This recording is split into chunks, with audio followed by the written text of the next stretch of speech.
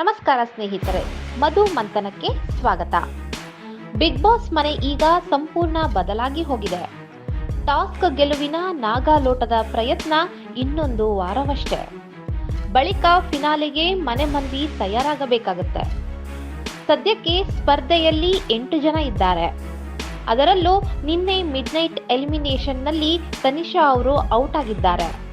ಆದರೂ ಫಿನಾಲೆ ತಲುಪುವುದಕ್ಕೆ 5 ಜನರಿಗೆ ಮಾತ್ರ ಅವಕಾಶ ಇದೆ. ಈ ಸೀಸನ್ ಕೊನೆ ಗಳಿಗೆಯಲ್ಲಿ ಮನೆ ಮತ್ತೆ ತುಂಬಿದೆ. ಎಲಿಮಿನೇಟ್ ಆಗಿ ಹೋಗಿದ್ದ ಎಲ್ಲಾ ಸ್ಪರ್ಧಿಗಳನ್ನು ಮತ್ತೆ ಕರೆಸಲಾಗಿದೆ. ಮನೆಯಲ್ಲಿ ಗೆಲುವಿಗಾಗಿ ಎದುರು ನೋಡುತ್ತಿರುವ ಸ್ಪರ್ಧಿಗಳಿಗೆ ಒಂದಷ್ಟು ಎನರ್ಜಿ ಬರಲಿ ಎಂಬ ಕಾರಣಕ್ಕೆ ಕರೆಸಲಾಗಿದೆ. ಆದರೆ ಇಶಾನಿ ಈಗ ಗೆಸ್ಟ್ ಅನ್ನೋದನ್ನ ಮರೆತು ಮತ್ತೆ ಜೋರು ಧ್ವನಿ ಮಾಡಿದ್ದಾರೆ. ಅದು ಪ್ರತಾಪ್ ವಿಚಾರದಲ್ಲಿ ಧ್ವನಿ ಜೋರು ಮಾಡಿ ಪ್ರತಾಪ್ ಫ್ಯಾನ್ಸ್ ಕೆಂಗಣ್ಣಿಗೆ ಗುರಿಯಾಗಿದ್ದಾರೆ. ಇಶಾನಿ ಅವರ ಈ ನಡೆಗೆ ಸೋಷಿಯಲ್ ಮೀಡಿಯಾದಲ್ಲಿ ಜನರು ಹಿಗ್ಗಾಮುಗ್ಗಾ ಬೈದು ತರಾಟೆ ತೆಗೆದುಕೊಂಡಿದ್ದಾರೆ. ಬಿಗ್ ಬಾಸ್ ಮನೆಯೊಳಗಿದ್ದಾಗಿನಿಂದ ಪ್ರತಾಪ್ ಹಾಗೂ ಇಶಾನಿ ನಡುವಿನ ಬಾಂಧವ್ಯ ಅಷ್ಟಕ್ಕಷ್ಟೇ ಆಗಿತ್ತು. ಆದರೆ ಈಗ ಹೊರಗೆ ಹೋಗಿ ಬಂದಾಗಲೂ ಇಶಾನಿ ಬದಲಾಗಿಲ್ಲ. ಮನೆಗೆ ಬಂದ ದಿನವೇ ಪ್ರತಾಪ್ ಮೇಲೆ ಕೆಂಡ ಕಾರಿದ್ದಾರೆ. ವಿನಯ್ ಹಾಗೂ ನಮ್ರತಾ ಜೊತೆಗೆ ಜ್ಯೂಸ್ ಕುಡಿಯುತ್ತಾ ಕುಳಿತಿದ್ದ ಇಶಾನಿ ನೇರವಾಗಿಯೇ ಪ್ರತಾಪ್ ಮೇಲೆ ವಾಗ್ದಾಳಿ ನಡೆಸಿದ್ರು. ಕಾಗೆ ಗೊತ್ತಿಲ್ವಾ, ಕಾಗೆ ಕಕ್ಕ ಮಾಡಿಬಿಟ್ಟು ಎಲ್ಲಾ ಕಡೆ ಹೋಗ್ತಾನೇ ಇರುತ್ತೆ, ಸಿಂಪತಿ ಕಾರ್ಡ್ ಯೂಸ್ ಮಾಡಿ ಉಳ್ಕೊಂಡಿದ್ದಾರೆ ಅಲ್ವಾ ಎಂದಿದ್ರು. ಪ್ರತಾಪ್ ವಿಚಾರದಲ್ಲಿ ಈ ರೀತಿ ಮಾತನಾಡಿದ ಇಶಾನಿ ಸದ್ಯ ಪ್ರತಾಪ್ ಫ್ಯಾನ್ಸ್ ಕೆಂಗಣ್ಣಿಗೆ ಗುರಿಯಾಗಿದ್ದಾರೆ. ಸೋಷಿಯಲ್ ಮೀಡಿಯಾದಲ್ಲಂತೂ ಹಿಗ್ಗಾಮುಗ್ಗಾ ಕ್ಲಾಸ್ ತೆಗೆದುಕೊಳ್ತಿದ್ದಾರೆ.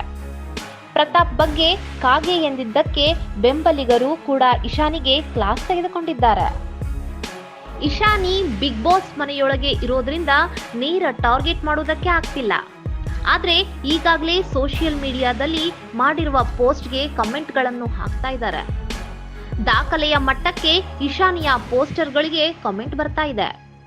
ಡ್ರೋನ್ ಪ್ರತಾಪ್ ಹೆಸರಾಕಿ ಮತ್ತೆ ಹುಟ್ಟಿ ಬರಬೇಡ ಇಶಾನಿ, ನಿಮ್ಮ ಹೊಲಸು ಗುಂಪು ಒಂದು ಕಡೆ, ಪ್ರತಾಪ್ ಒಂದು ಕಡೆ.